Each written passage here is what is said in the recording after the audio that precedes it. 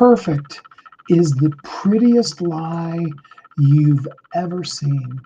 It is the most gorgeous, beautiful piece of crap that you've ever been sold.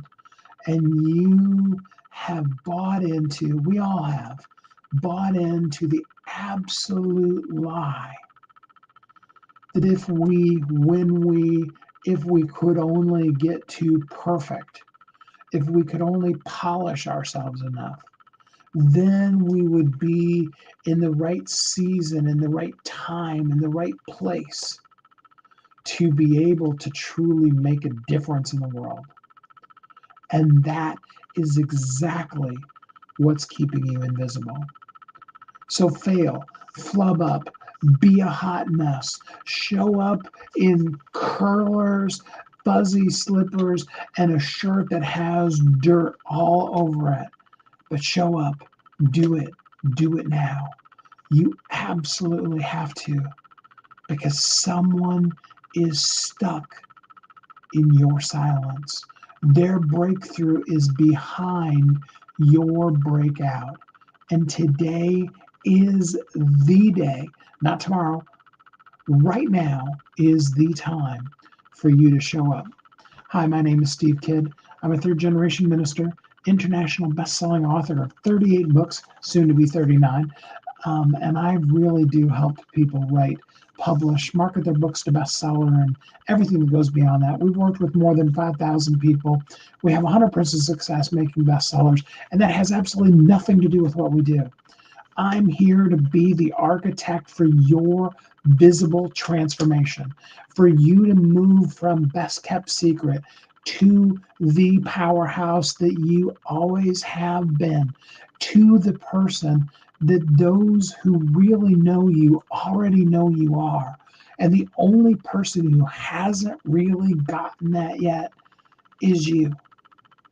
I heard a story. It's a person that I respect very highly, and so I'm not going to use their name. And they spent a lot of years, and I understand the reasons why they did it, but they set up a closet in one of the rooms of their house with mirrors, and they spent years literally practicing speaking and presenting. Now, I know this person really well, actually. They're almost basically a relative. But what I know about them is that their talent at public speaking has absolutely nothing to do with all that practice. Now, they may be better at saying the words and flowing and doing those kind of things because of that practice. And I'm not in any way dissing the practice. They also had some very real things happening in their life that had to do with those basic concepts of paying the bills that all of us have to do. And during that time, they were using that, they were maximizing that to be able to speak. And this was also before the internet existed. So they were talking much like what I'm telling you to do. They really were kind of using this, they just didn't know it, okay? But they spent years practicing in front of the mirror. And you know how many people they helped during all those years of practice? That's right, 0, none. Now, this is one of the most powerful transformational speakers that I know. And like I said, I'm trying really hard to not give any more clues than that. But all of that practice, what really made the difference was when they started speaking to people, started actually sharing it with people. No one's life was changed until they began to speak to someone. You can be as polished and as perfect as any speaker in the whole entire world. It's kind of interesting because I know of a community. I'm trying really hard here to not name names in some of these things. I know of a community that is led by a really, really massively powerful, great speaker that brought in a person to do speaker training along with them. And in the process, they also created a course of teaching people how to be a speaker just like them. And I said this to them, okay, so I'm not talking out of turn. And I've said this to many, many people since. You can teach a lot of things. You cannot teach your natural gifting. Now, I'm not saying you can't systematize what you do and who you are and be a powerful, massive speaker, but you can't turn the you that is you into something that everybody else can just do. Does that make sense? You're uniquely, brilliantly, wonderfully you. And that is a gift to the world. That is something that God spent literally the entirety of all of existence. And I don't care what version of creation, the Big Bang Theory, whatever way you think you got here, doesn't matter, because this isn't a spiritual debate. What I can tell you absolutely is, as a scientific reality, in the microsecond that the two people that are the male and female genetic contributors to your existence, that second that they got together, literally it's a microsecond. You know, when a microsecond is to a second, what a second is to like 30 years. Okay? Don't quote me on that. Mathematically, that may be a little bit off, but it's vast. It's enormous. Okay, in that one microsecond, that exact instance was the only way you could come about, and every single solitary thing that's happened. And like you said, it doesn't matter which way you explain the entirety of existence, and it doesn't matter whether you're a hardcore creationist that believes that the world is about 7 to 10,000 years old, or you're a hardcore massive Big Bang evolutionist, and you believe that the universe is somewhere in the neighborhood of 8 to 10 trillion years old. No matter which way you want to look at it, it doesn't make it any less significantly powerful that in that exact microsecond, the exact DNA that it absolutely took for you, the only way that you could be the exact you that you are, that happened right then. You are an absolute victory winning miracle. Absolute. You are totally, completely necessary perfect. And you have giftings and talents that are the heart and soul and core and reason and purpose of who you are. And you are meant to give and share and put all those out there. But you can't duplicate you. You can train others. You can teach others. You can learn who you are and what you know and what you do. And you should absolutely put processes and systems and things behind it so that people can learn from what you do, and they can take that unique brilliance that is them and make the difference that only they can make.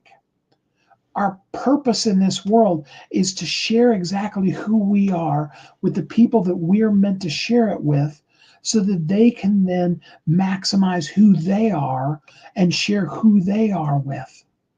Imagine if all of us, okay, there's like 8 billion-ish people on the planet right now. Imagine if just for a day, everybody pushed the ball in the direction of being the best of them that they could be and serving the people that they are meant to serve. Nothing else. No wars, no fights, none of the stuff. And I'm talking about both the things that are valid and the things that are just a bunch of BS. If for just one day, do you understand how massively whatever, how incredibly powerfully the world would be changed if everybody in the world did that just for one day? If they did it just for 1 hour out of one day. I mean, existence as we know it would be irreversibly, irrevocably changed forever. Absolutely, it would. And you are here to do your part. Now, we have absolutely no control. Okay. We've talked about this several times. Control what you can and don't worry about what you can't control. We have no control over the rest of the 8 billion people on the planet. And they're going to do whatever they're going to do. And some of them are going to show up powerfully, and some of them are going to be the worst versions of themselves by choice. Okay. Some have, other things that are also controlling their destiny.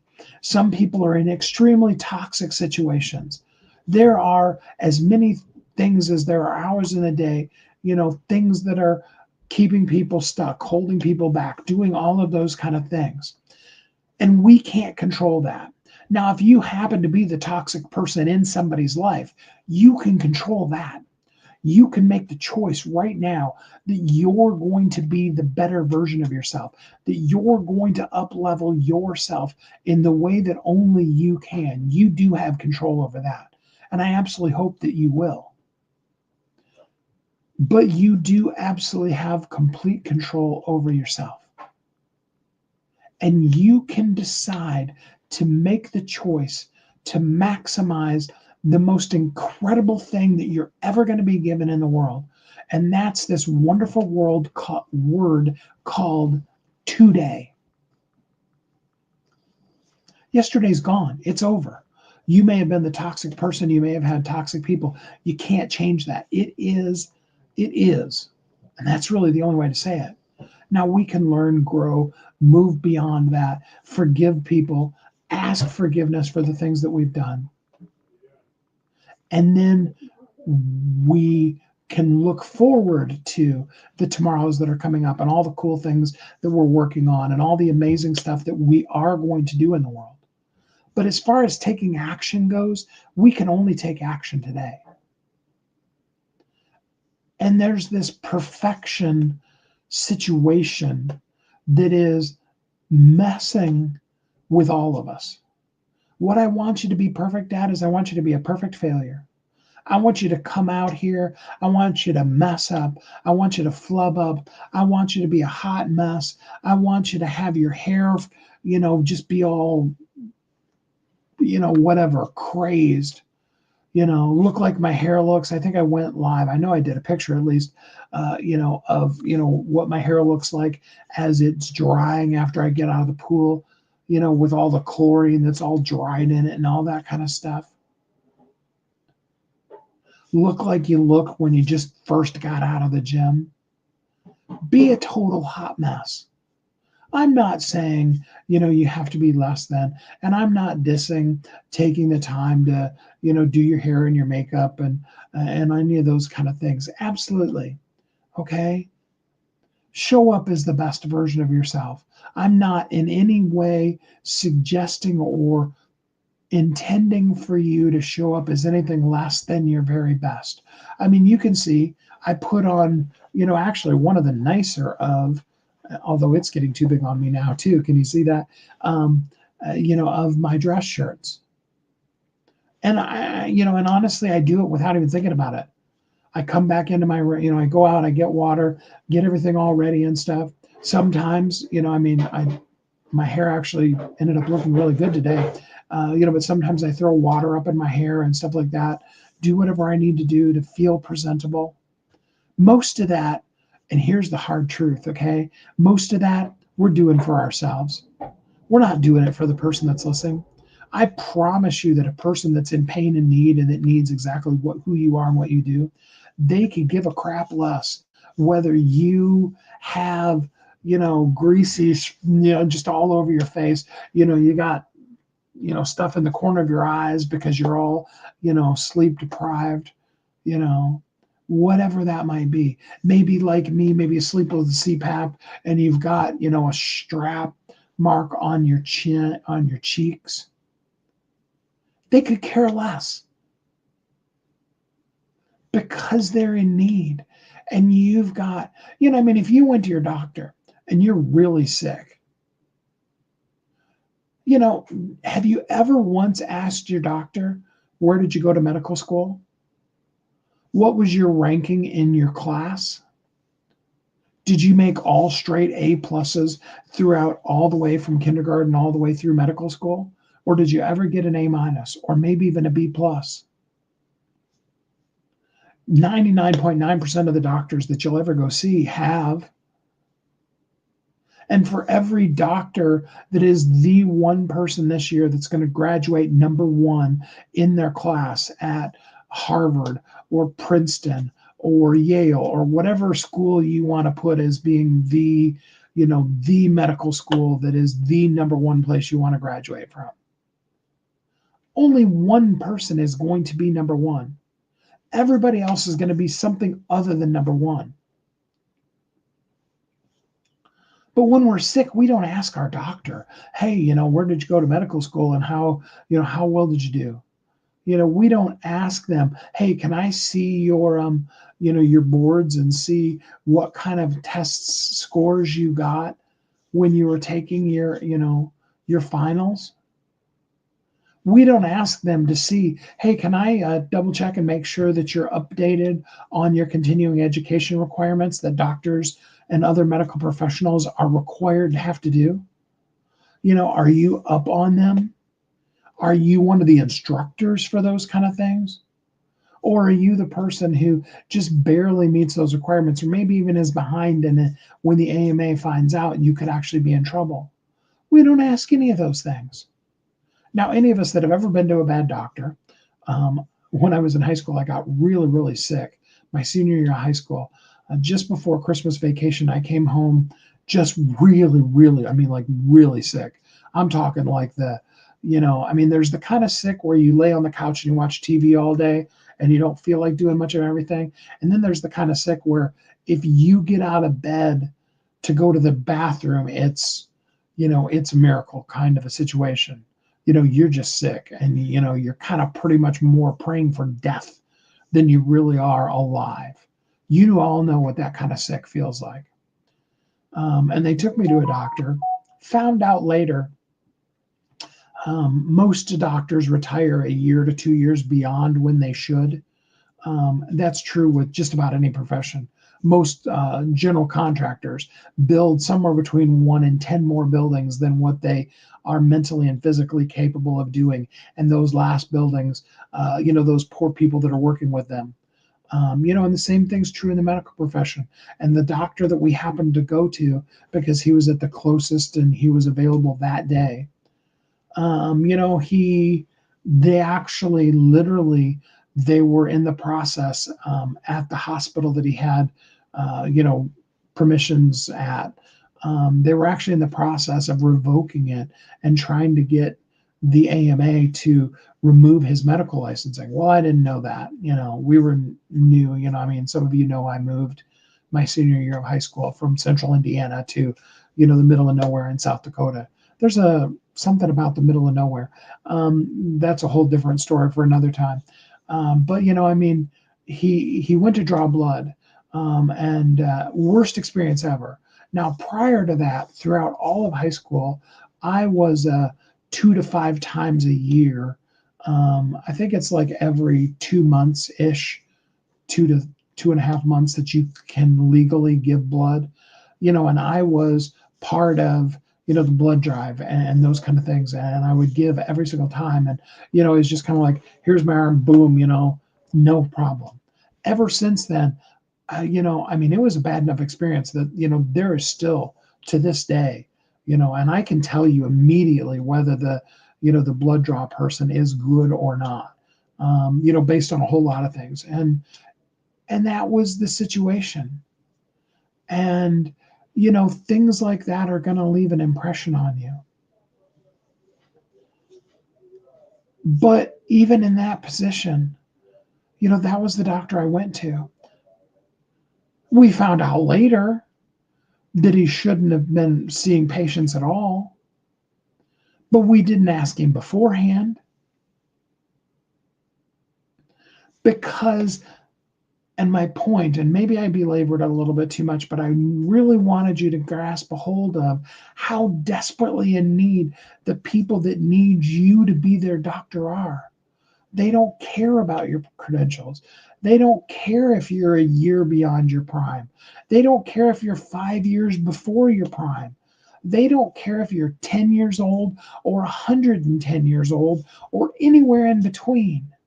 They don't care if it's your first time ever going live or if you've gone live every day for the last 100 years.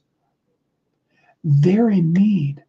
They need what you're going to share. And you need to go out and be the perfect failure. You need to fail miserably right there in front of them in the genuine, absolute, raw, and real, perfect, wonderful you that is you. Because if you do, like you're seeing me do here, yes, I have notes over here. And you've noticed I haven't looked at them. Patricia's made some comments, and I see that she's made the comments, but I haven't looked at any of them because I'm in the zone. When you get in that space that is just you can just go for it. And yeah, you're going to tell the story about the doctor in high school, and it's going to go a little longer than it should, and that's okay. You're going to say the word world when you're meaning the word word, or the word word when you're meaning the word world. I don't even remember which one of those I did today, but I did. Flub up your words. Be a hot mess. But show up. Somebody's desperately waiting on you. You're already the victor. You're going to be the one that's going to win the race of your life. You already won the universal lottery. You came into existence. You won another major, massive prize because you made it into today. You know, there's people who didn't. My good friend and co-author Willie J went to the funeral of a cousin of his that's really, really, really close cousin of his, that the funeral was on Monday, and had to deal with the reality of still being here when somebody that was really close to him didn't make it, and they're basically the same age. There are people that are a whole lot younger than you that didn't make it into the day called today. It's not about how many years or even how much mileage you put on the odometer of your life. It's about today. It's about what can I do today? That doesn't mean you have to be a hard charger and you got to go out and go crazy and do a live. And Steve's going to probably end up talking way longer than he should today. I'm just warning you already. Okay? Because we're here, and ChatGPT told me that I should take some time in the middle of when I'm talking and remind you what we're talking about in case you jumped in later. We're talking about being a perfect mess, about being a perfect failure, but doing it right now. And you need to do that. You need to do it right now today. I'm even okay if you turn off this live and you go live right now. And yes, you can pick up your phone and you can do the basic sentence. Hi, my name is Steve Kidd, and what I do is, I mean, you don't want to say your name is Steve Kidd because your name isn't Steve Kidd, right? Unless your name happens to be Steve Kidd. That would be really cool. That would be totally whack. But anyway, hi, my name is, what I do is, and what I really want you to know today is. You can do that 10 seconds. Do that at least minimum. Go live, do it. Tag me. I'd love to be able to give you a heart and tell you, hey, great job. That's awesome. I love seeing what you did. But you got to do it. And even more so, what you need to do is you need to just turn on the camera and you need to just start talking. You need to find your way. We talked about a couple of days about the fact that clarity doesn't come from all of the polished and perfect and all the practice. Clarity comes from the doing. You do it, you fail. The old Thomas Edison quote. I was going to say Einstein, and I knew that was wrong. The old Thomas Edison quote. No, I didn't fail 10,000. I'm not a failure at doing the light bulb. We've discovered 10,000 ways to not make a light bulb. You see, every single step you take is a step. And if you go in the wrong direction, guess what? Your car's moving, so it's easier to turn it. It might be a 1-degree turn. You might have to do a complete 180.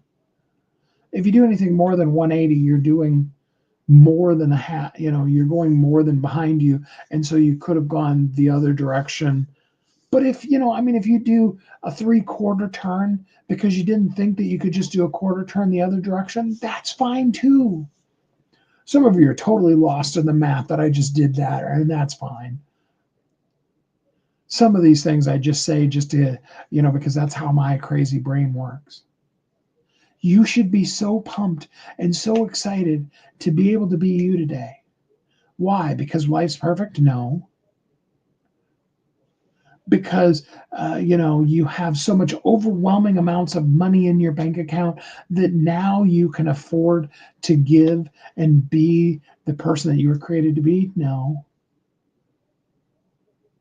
If your message is completely honed out, you've practiced it to the point where every TED Talk speaker, every keynote speaker in the entire world, where, and insert whoever, Lisa Nichols, Tony Robbins, Oprah Winfrey, Barack Obama, whomever you want to say is the best orator you've ever heard ever in the world, where they're like, oh my gosh, I mean, back in the day, Jimi Hendrix, who many would say is the best guitar player ever in the world, he said, no, it's not me. It's Phil Keaggy from Glass Harp.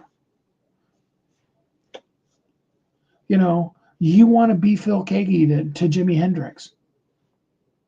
And you want to practice until you're so amazing at it that even Jimmy's going to tell you how great you are. One of my closest friends, and unfortunately we lost him several years ago now. He was the lead guitar player in my band, Ron Lewis. Linda Lewis, if you happen to, well, and I know your last name isn't Lewis anymore because I know you got remarried, but Linda, if you happen to be listening, you know how close Ron and I always were. And I'm so grateful that, you're still around, and I so appreciate him in the world. But Ron was probably, very likely, Ron was the best guitar player in the world. I mean, like, I'm talking Eddie Van Halen, Jimi Hendrix, Yngwie Malmsteen. The list goes on of the really hot best guitar players. I really honestly, legitimately think that Ron probably could have outplayed them. Amazing, amazing guitar player. You've never heard of Ron Lewis? Probably not. If you happen to live in central Michigan, maybe you've heard of Ron Lewis. And actually, I should say, if you happen to live in the late 70s through the early 90s in central Michigan, you might have heard of Ron Lewis. Guy was amazing.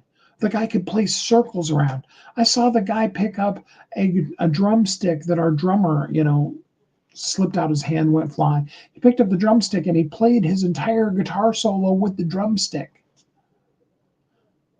An amazing, amazing guitar player you've never heard of.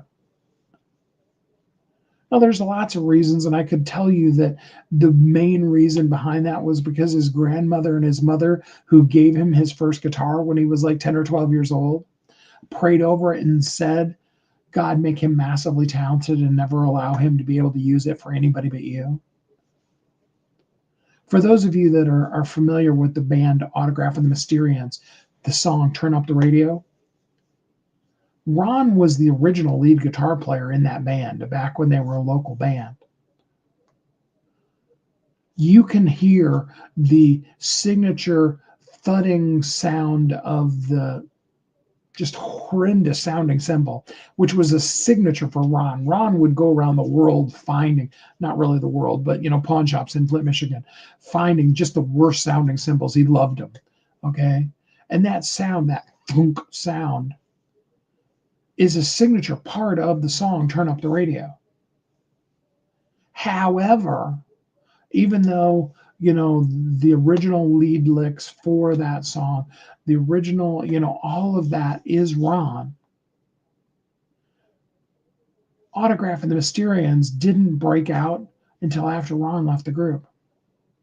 Now, again, you could go into the prayers of his mother and grandmother over it, whatever. but you've never heard of wrong. Practice practicing the right thing does make you perfect, but perfect doesn't make you impactful at all.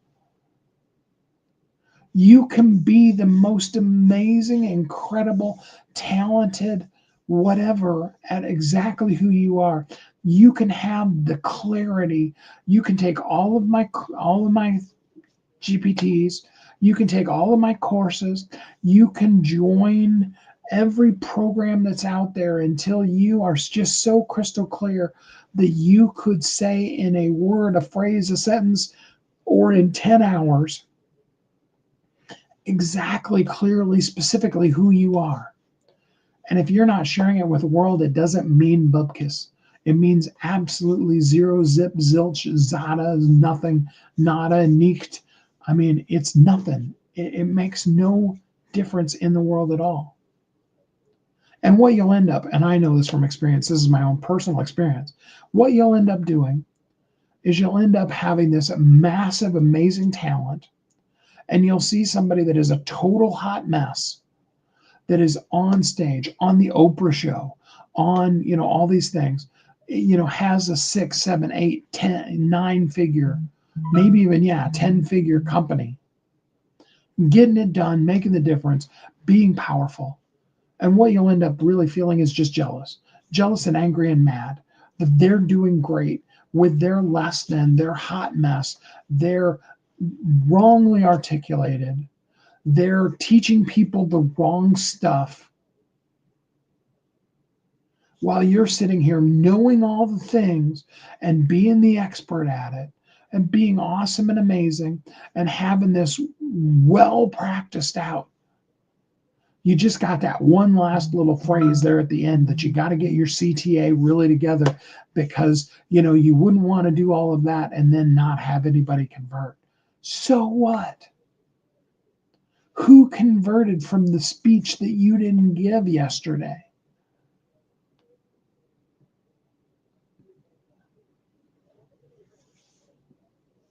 Yeah, I stopped and let that one land for a minute. You can have the best call to action in the world, and that doesn't mean anybody's going to jump on it because we buy from people that we know, like, and trust.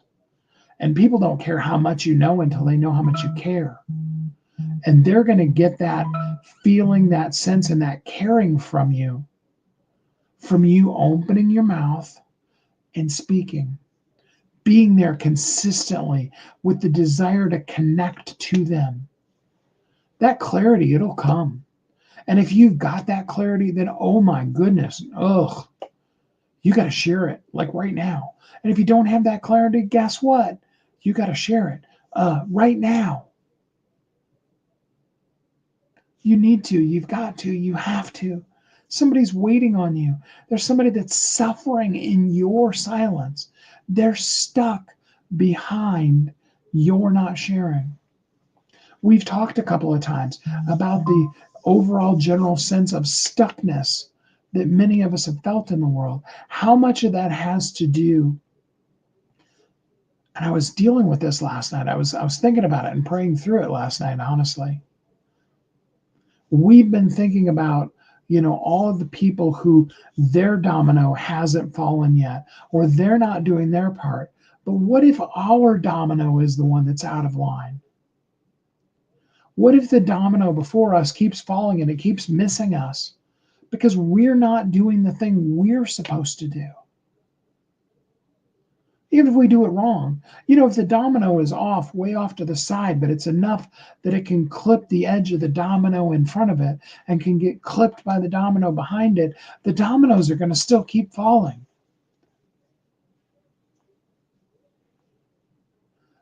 Perfect alignment doesn't make for perfection. It just makes for, whatever. If you polish a mirror and it's perfectly polished and then you throw a blanket over top of it, it doesn't reflect anything. Today is the day. Now is the time. Someone's breakthrough is backed up behind your silence. the messy version of you, the stop in the mid sentence, the mess ups, the screw ups, all of the things. You're not waiting for a podium. You're not waiting for Seth Rogen to call you and say, "Hey, I want you to be on my podcast." You know, you're not waiting for somebody to come and knock on your door and go, "Hey, you know that screenplay you've been working on? You know that amazing book that you have sitting on your computer? Hey, you know that speech that you practice every day in the mirror? Hey, you know that framework that you've created. Hey, you know all those chat GPTs that you've done. Chat GPT, sent me a message and told me that if I just come to your house, you have the answer for me." It's not going to happen. You got to speak it out in the imperfect, hot mess, crazy, silly kind of way. You got to put it out there. You got to stop trying to be flawless and have the perfect brand and the perfect logo and the website that looks absolutely brilliant and all of the courses already lined out and done. Build the courses when they're in flight. If somebody needs help right now, give them the help. And if somebody wants to give you money today, oh, by all means, take the money and figure out what you need to do to serve them more than they imagine. Be a bold, imperfect blessing. Now, how are you going to do this? Well, first of all, what you're going to do is you are going to go live. You're going to do it right now. Okay. You need help? Great. Put hot mess or put messy in the comments. Let us help you out. Join visibilityamplifier.com. https visibilityamplifier.com. visibilityamplifier.com. Come and join it. It's a free group. We've got all kinds of resources. Every single one of the lives that I've done is in there. And there's a whole bunch of shorts that take little clips of it out of there. And we've got experts that are in there that want to help you. And oh my goodness, oh boy, wait until you see some of the stuff we've got planned. And then you need to raise your hand. You need to say, "Hey, I need help." You need accountability. Or as Patricia used the phrase earlier today, you need an accountability. You need somebody to say, "Hey, did you go live today? Oh, you didn't? All right, well, let's go live right now." You need somebody that's going to literally just drag you into a StreamYard like I'm using, or a Zoom, or whatever, and they're just going to go live with you so that you go live today. And we'll do that. You need the trainings on how to dock your journey like Christopher talks about. And you may need help putting together your funnels like Clara and Shayna do.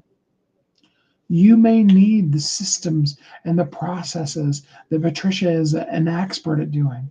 You may need to understand how does the media work and how to be visible that Willie really helps you do. And I'm there in the group as the overall architect, helping you architect your transformation to visibility, to valuableness for the person that you're meant to serve. And then, because I know you want more, you need to message me. You need to step up.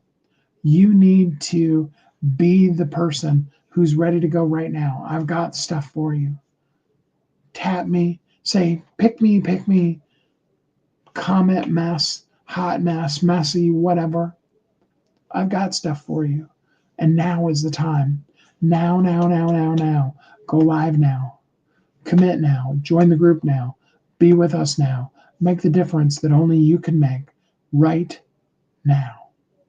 Not polished, not perfect, but just right now. Be the perfect failure that makes the difference in this world that only you can make. And guess what? On behalf of the person who needs you right now, who's singing like I did to you the other day, "I need you now." On behalf of them, thank you for showing up while it's called today.